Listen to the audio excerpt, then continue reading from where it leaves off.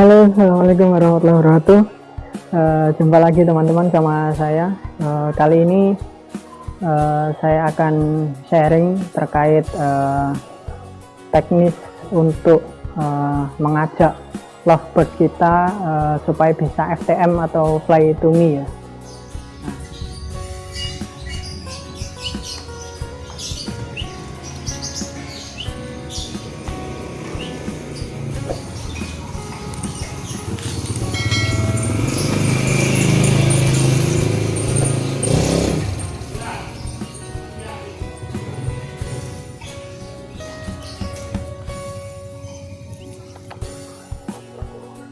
Ya, ini dia lovebird saya ya, namanya John. Jadi beberapa tips ya terkait supaya lovebird itu mau FTM. Itu yang pertama, lovebird itu harus dirawat sejak kecil ya. Jadi kalau bisa sejak dia bayi atau anakan itu kita pelihara. Terus kemudian kita juga mesti harus rajin memandikan ya, setidaknya itu 2 kali sehari ya, jadi pagi sama sore gitu. Terus setelah dimandikan itu kita mesti menjemurnya ya. Memandikan itu harus sampai basah kuyup ya, jadi sampai kira-kira sayapnya itu basah sampai dia tidak bisa terbang gitu. Nah, itu akan lebih baik kalau misalnya setelah itu kita pegang ya, jadi kita mandikannya sambil kita pegang supaya dia terbiasa sama tangan kita. Terus kemudian setelah dimandikan kita jemur nggak perlu terlalu lama ya, mungkin ya 10 menitan sampai 20 menit cukup saya rasa, sampai kering lah intinya dia. Terus habis itu kita terapi lapar ya, jadi ini salah satu yang paling penting. Jadi terapi lapar itu maksudnya bukan terus dia dipuasakan, tidak dikasih makan sama sekali, tapi porsinya kita kurangi ya. Jadi setelah kita masukkan dia di kandang, setelah kita jemur kan, kita masukkan ke kandang, terus kita jemur, terus kemudian di kandangnya itu cukup kita kasih air.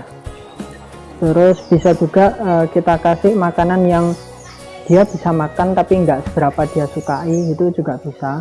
Contohnya seperti jagung ya.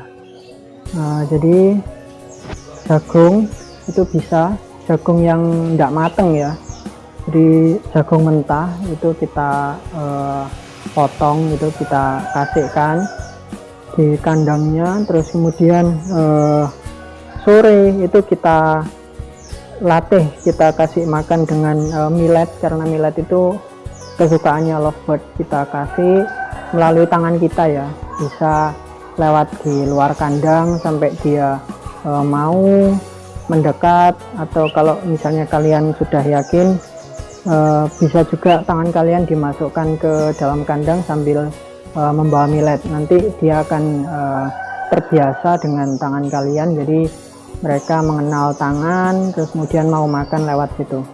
Itu aja diulang-ulang terus kurang lebih 1 mingguan proses itu dilakukan. Insya Allah nanti lovebird kalian bisa jinak ya.